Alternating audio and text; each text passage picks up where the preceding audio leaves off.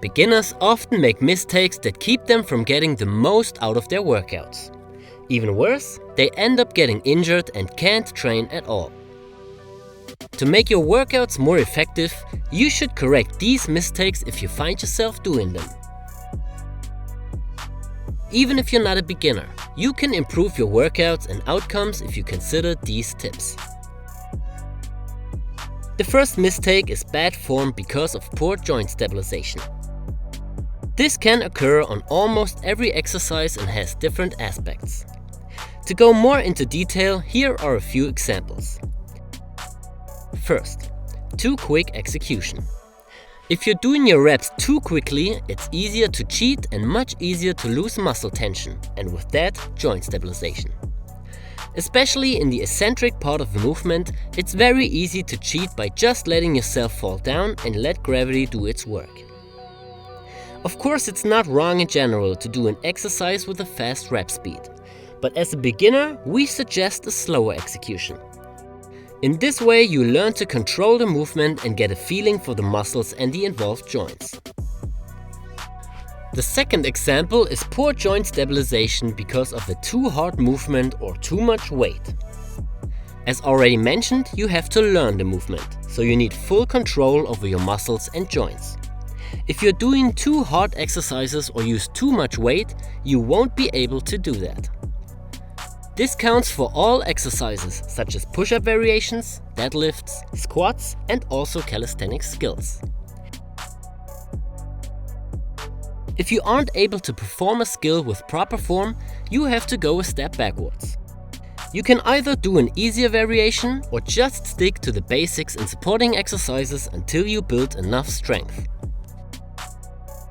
Now we move on to the next mistake, which is skipping a proper preparation. If you're not used to working out, you should start every workout program with a prep phase. This means that you should avoid too hard exercises, too much training volume, and too much training in general. It's not a good idea to copy a workout program from an advanced athlete or from an experienced person and try to do the same. A good prep phase usually comes with easier exercises and a higher rep range.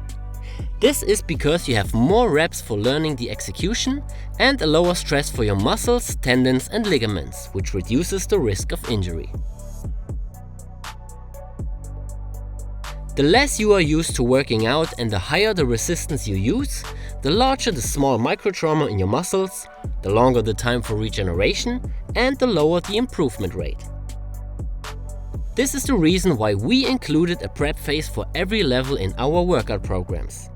So if you want to benefit from a well-structured workout and avoid mistakes from the beginning to the end, you should visit calimove.com and check our workout programs. It's also very important to consider specific preparation exercises for certain joints.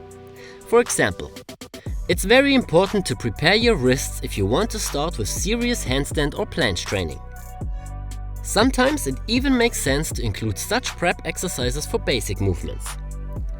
If you got wrist problems from doing normal push-ups on the ground, your wrists were not ready for the pressure at all. In this case, you have to adapt the exercise and include wrist preparation exercises into your training until your wrist is ready to do normal push-ups on the ground again. The last mistake is always training till failure. Believe it or not, you don't have to go all out in every set and every workout to grow and get stronger. It's one of the biggest myths out there when it comes to working out.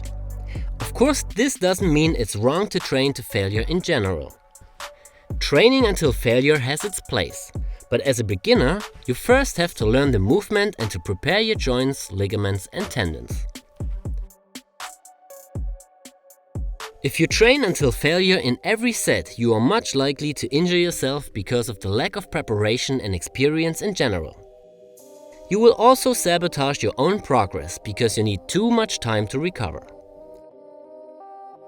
A good indicator is muscle soreness. If you're constantly sore for longer than 3 days, you are simply doing too much. In order to grow and get stronger, you have to train constantly and not wait 3 to 4 days to do the next session.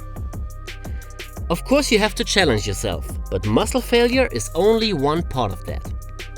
There are other parameters which are important as well, like the intensity. This is how much resistance you use or how hard the exercise is.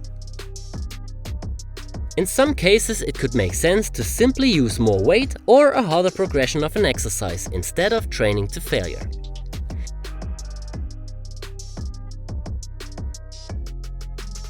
The other parameter is training volume.